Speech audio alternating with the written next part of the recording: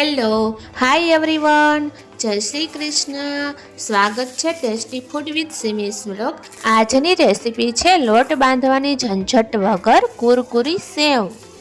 એક વાટકાનો લોટ લેશો તો એક ડબરો ભરાશે સેવનો, અને આ સેવ એવી સરસ બનશે કે તમે બજારની જે માર્કેટની સેવ મળે છે એ પણ ભૂલી જશો. તો ચાલો સૌપ્રથમ લઈશું આપણે ગુલાબ જેમ બેસન લીધો છે, ચણાનો લોટ. તો હું ગુલાબ કંપનીનો વાપરું છું, તમે જે પણ યુઝ કરતા હોય એ લઈ શકો છો. તો આપણે એક વાટકો ચણાનો લોટ લઈ લેવાનો છે. અને જો તમારે આટલી બધી ના બનાવવી હોય, ટ્રાય માટે બનાવવી હોય, તો એક નાની વાટકી એક પહેલાં ચણાનો લોટ લઈને તમારે બનાવવાની, ટ્રાય કરવા પૂરતી. પછી આપણે હળદર લઈશું 1 ચમચી, અને 1 ચમચી મીઠું એડ કરીશું. મીઠું છે એ આપણે સ્વાદ અનુસાર એડ કરવાનું છે. પછી આપણે 1 ચમચી જેટલું તેલ એડ કરવાનું છે મોણ માટે. અને પછી એકદમ સરસ જે આપણે ચણાનો લોટ લીધો છે એમાં હળદર, મીઠું અને તેલને એકદમ સરસ મોણ આપી દેવાનું છે, ને મિક્સ કરી દેવાનું છે.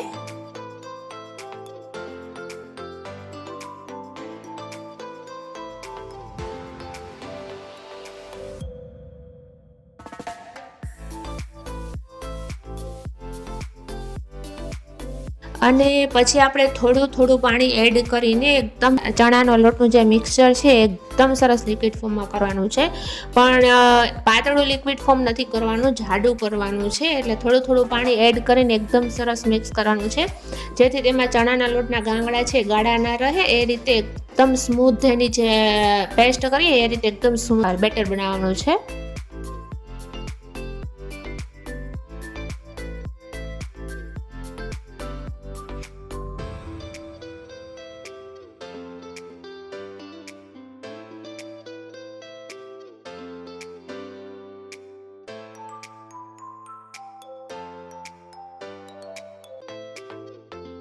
આપણે આવી જ રીતે એકી સાથે હલાવતા રહેવાનું છે, જેથી બેટર છે એકદમ સ્મૂથ સરસ બનીને તૈયાર થઈ જશે. તો જે બેટર છે એ તૈયાર છે. પછી આપણે સેવ પાડવા માટે સંચો લેવાનો છે, અને આપણે એવી ઝીણી આપણે જે જારી હોય છે સેવ પાડવાની એ લેવાની છે. અને આ સંચામાં છે ને ફરતી કોર બધે તેલ લગાવી દેવાનું છે. પછી આપણે જે બેટર બનાવ્યું છે એ બેટર આપણે સંચામાં એડ કરવાનું છે.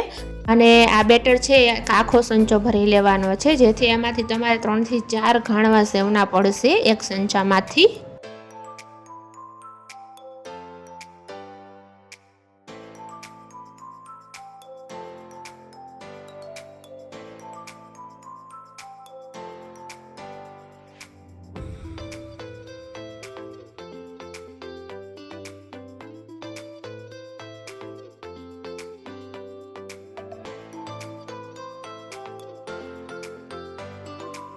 અને પછી આપણે તેલ ગરમ કરવા મૂકવાનું છે. અને તેલ છે એકદમ ફૂલ ગરમ તેલ થાય ત્યાં સુધી ગરમ કરવાનું છે, કારણ કે ધીમા તેલમાં આપણે સેવ પાડવાની નથી ને તો તેલ ચડી જશે. એકદમ ફૂલ તેલ આવી જાય પછી આ રીતે આપણે સેવ પાડવાની છે. રાઉન્ડમાં સંચો ફેરવતો જવાનો, એટલે એકદમ સરસ સેવ પડીને તૈયાર થશે. અને બંને બાજુ એકદમ સરસ ચોળવવાની, કે તેલ પછી ઠંડુ થઈ જાય એટલે આપણે સેવને કાઢી લેવાની. નહીતર છે ને સેવમાં તેલ ચડી જશે, એટલે આપણે તેલ ઠંડુ થાય એ પહેલાં સેવને બહાર કાઢી લેવાની.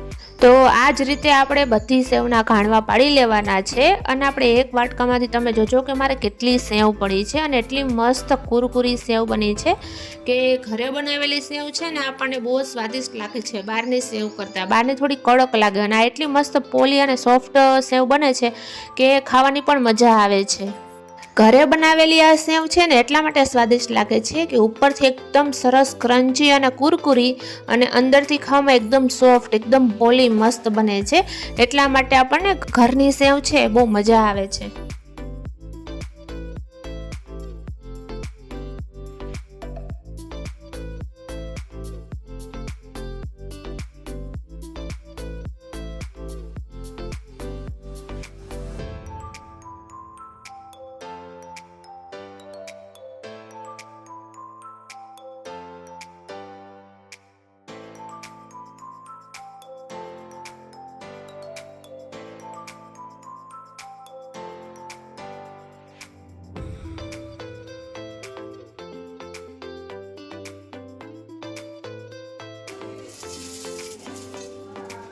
તો જે આ સેવ બની છે ને એકદમ સરસ કુરકુરી અને ક્રન્ચી બને છે. હાથ અડાડતા જ આમ તમે જુઓ છો કે એકદમ સરસ, તમે હાથ અડાવો ને ત્યાં જ આમ તૂટી જાય છે, આમ હાથમાં આવી જાય છે.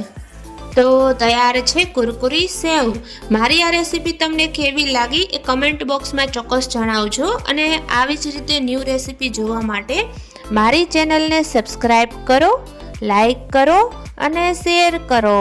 Thank you.